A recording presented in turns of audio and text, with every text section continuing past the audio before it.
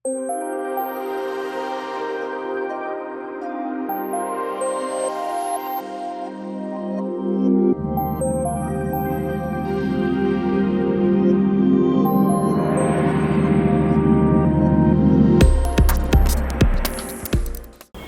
കടി ഏറ്റ ഒരു രോഗിക്ക് നമുക്ക് എങ്ങനെ സഹായിക്കാം എന്നുള്ളതാണ്.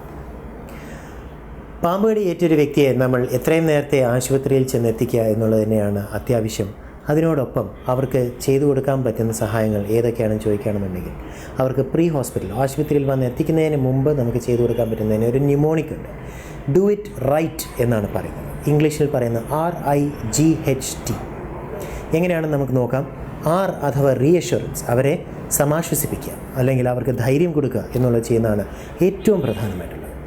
ഏതാണ്ട് 60% പാമ്പ് കടികളിൽ പലപ്പോഴും സാധാരണമായി അവർക്ക് യാതൊരു വിധമായ പ്രശ്നങ്ങളും ബുദ്ധിമുട്ടുകളും ഉണ്ടാവാതെ നോൺ ടോക്സിക് ആയിട്ടുള്ള ബൈറ്റുകളായിരിക്കും അത് എന്നുള്ളതും കൂടി നമ്മൾ മനസ്സിലാക്കേണ്ടത് അത്യാവശ്യം തന്നെയാണ്. അങ്ങനെ അവർക്കൊരു റീഅഷ്വറൻസ് കൊടുക്കേണ്ടതാണ് ഏറ്റവും ആദ്യം തന്നെ ചെയ്യേണ്ടത്. മറ്റൊന്നെന്ന് പറയുന്നത് അഥവാ ഇമ്മൊബിലൈസാണ്.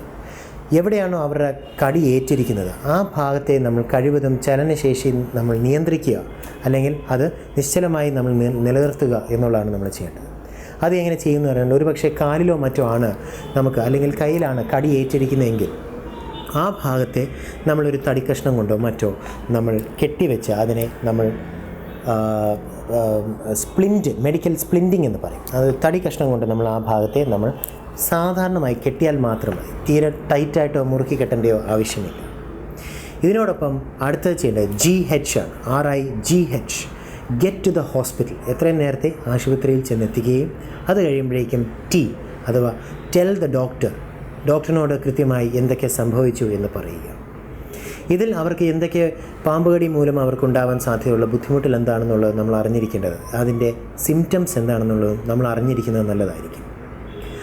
2 തരത്താണ് ടോക്സിക് ആയിട്ടുള്ള സ്നേക്ക് ബൈറ്റ്സ് നമുക്കുണ്ടാവാൻ സാധ്യതയുള്ളൂ. അതിൻ്റെ വെനം 2 തരത്താണ് നമ്മളെ അഫക്റ്റ് ചെയ്യാൻ സാധ്യതയുള്ളൂ. ഒന്ന് ഹെമറ്റോടോക്സിക് അഥവാ നമ്മുടെ രക്തത്തിലൂടെ അമിതമായ നിയന്ത്രിക്കാൻ കഴിയാത്ത രക്തസ്രാവം മൂലം അവർക്ക് മരണം സംഭവിക്കാൻ സാധ്യതയുണ്ട്. മറ്റൊന്ന് ന്യൂറോടോക്സിക് അഥവാ നമ്മുടെ ഞരമ്പുകളെ അഫക്റ്റ് ചെയ്യുന്ന രീതിയിലാണ്. പെർമനൻ്റ് ആയിട്ടുള്ള പാരാലിസിസ് ഉണ്ടാക്കുക ആണ് ന്യൂറോടോക്സിക് ആയിട്ടുള്ള വെനം നമുക്ക് ബുദ്ധിമുട്ടുണ്ടാക്കുക. ഇത്തരത്തിലുള്ള ഈ 2 പ്രശ്നങ്ങളുടെ സിംറ്റംസ് നമ്മൾ അറിഞ്ഞിരിക്കേണ്ടതെന്ന് പറയുന്നത്, ഒന്ന് എവിടെയാണോ ആ കടി ഏറ്റിരിക്കുന്നത് ആ ഭാഗത്തേക്ക് അമിതമായി നീലിച്ചു വരിക അല്ലെങ്കിൽ നമുക്ക് ഒരു രക്തം കൊണ്ട് കെട്ടിക്കിടക്കുന്ന രീതിയിലുള്ള വീക്കമുണ്ടാവുക, നീലിച്ചു വരിക, അല്ലെങ്കിൽ ആ ഭാഗത്തേക്ക് കറുത്ത നിറത്തിൽ ആ ഒരു ഭാഗം കറുത്ത നിറത്തിലേക്ക് പോവുക എന്നുള്ളത് വളരെ സിഗ്നിഫിക്കൻ്റ് ആയിട്ടുള്ളൊരു സിംറ്റം തന്നെയാണ്. മറ്റൊന്നെന്ന് പറയുന്നത് കണ്ണിൽ നിന്നോ അല്ലെങ്കിൽ വായിലൂടെ അവർ രക്തം ചുമച്ച് തുപ്പുക അല്ലെങ്കിൽ മൂത്രമൊഴിക്കുന്നതിൽ രക്തത്തിൻ്റെ ചുവ ഉണ്ടാവുക, അതൊക്കെ നമ്മൾ ശ്രദ്ധിക്കേണ്ട കാര്യമാണ്. മലദ്വാരത്തിലൂടെയും രക്തമുണ്ടാകും അല്ലെങ്കിൽ അവർ ഛർദ്ദിക്കുന്നതിലും രക്തമുണ്ടാകും. ന്യൂറോടോക്സിക് ആയിട്ടുള്ള സിംറ്റംസ് എന്ന് പറയുമ്പോഴേക്കും അവരുടെ കൈകാലുകൾക്ക് വല്ലാണ്ട് ക്ഷീണം അനുഭവപ്പെടുക അല്ലെങ്കിൽ അവർക്ക് അനക്കാൻ പറ്റാത്ത വിധം. സാധാരണ ഏറ്റവും വേഗത്തിൽ അല്ലെങ്കിൽ ഏറ്റവും ആദ്യം ന്യൂറോടോക്സിക് ആയിട്ടുള്ള സിംറ്റം വരുന്നതെന്ന് പറയുന്നത് ടോസിസ് അഥവാ അവരുടെ കൺപീലികൾ അവർക്ക് തുറന്ന് പിടിക്കാൻ കഴിയാതെ വരുന്ന ഒരവസ്ഥയാണ്. കണ്ണുകൾ അടഞ്ഞു പോകുന്ന ഒരവസ്ഥയാണ്. കണ്ണ് തുറക്കാൻ പറ്റാത്ത, അവർ ശ്രമിച്ചിട്ട് പോലും കണ്ണ് തുറക്കാൻ പറ്റാത്തതാണ്. അതാണ് സാധാരണ ഏറ്റവും ആദ്യം വരുന്ന ന്യൂറോടോക്സിക് ആയിട്ടുള്ള സിംറ്റം. ഇത്തരത്തിൽ സിംറ്റംസ് കാണുന്നുണ്ടെങ്കിൽ ആശുപത്രിയിൽ ചെന്ന് എത്തിച്ച് ഉടനെ തന്നെ ഡോക്ടറിനെ അത് അറിയിക്കുകയും ചെയ്യേണ്ടത് അത്യാവശ്യം തന്നെയാണ്. അങ്ങനെ സ്നേക്ക് ബൈറ്റുകൾ ആണ് നമ്മൾ സാധാരണ പ്രീ ഹോസ്പിറ്റൽ ചെയ്യുന്നത്. മറ്റു ചില കാര്യങ്ങൾ പലപ്പോഴും നമ്മൾ അറിയുന്നത്, നമ്മൾ കേൾക്കുന്നത്, ആ ഭാഗങ്ങൾ എവിടെയാണോ കടി ഏറ്റിരിക്കുന്നത് അവിടേക്ക് നമ്മൾ കൈകൊണ്ട്, നമ്മൾ നാവുകൊണ്ട് നമ്മളത് രക്തം ഉറിഞ്ചിയെടുക്കുക അല്ലെങ്കിൽ അത് വലിച്ചെടുക്കുക എന്ന് പറയുന്നത് തെറ്റായ രീതിയാണ്. അതിലൂടെ യാതൊരു വിധമായ സഹായവും ആ വ്യക്തിക്ക് ഉണ്ടാകുന്നില്ല. മറ്റൊന്നെന്ന് പറയുന്നത് കടി ഏറ്റിരിക്കുന്ന ഭാഗത്ത് കുറച്ചുകൂടെ മുമ്പോട്ട് നല്ല രീതിയിൽ മുറുക്കി കെട്ടുക എന്ന് ചെയ്യുമ്പോഴേക്കും അങ്ങോട്ടേക്ക് രക്തോട്ടം വെനം സ്പ്രെഡ് ചെയ്യില്ല എന്ന് പറയുന്നതും തെറ്റായിട്ടുള്ളൊരു രീതിയാണ്.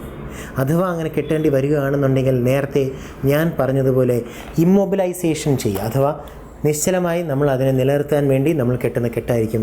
അങ്ങനെ കെട്ടുമ്പോൾ തീരെ അമർത്തി കെട്ടേണ്ട ആവശ്യവും വരുന്നില്ല.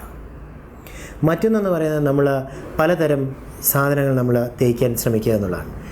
ടെർമറിക് അഥവാ നമ്മുടെ മഞ്ഞൾപ്പൊടി, ടൂത്ത് പേസ്റ്റ് എന്നിവ പോലുള്ള കാര്യങ്ങളിലൊന്നും നമുക്ക് പഠനങ്ങളിലൂടെ നമുക്ക് അതിനൊരു കൃത്യമായ ഒരു അഡ്വാൻറ്റേജ് നമുക്ക് സ്ഥിരീകരിക്കാൻ കഴിഞ്ഞിട്ടില്ലാത്തതുകൊണ്ട് ഇതുവരെയും അതൊന്നും നമ്മൾ മെഡിക്കൽ സ്റ്റഡീസ് നമ്മൾ പറയില്ല. അതുകൊണ്ട് അങ്ങനെ ഒന്നും തേക്കുന്നത് കൊണ്ട് നമുക്കൊന്നും പ്രത്യേകിച്ചൊരു അഡ്വാൻറ്റേജ് ഉണ്ടാവില്ല.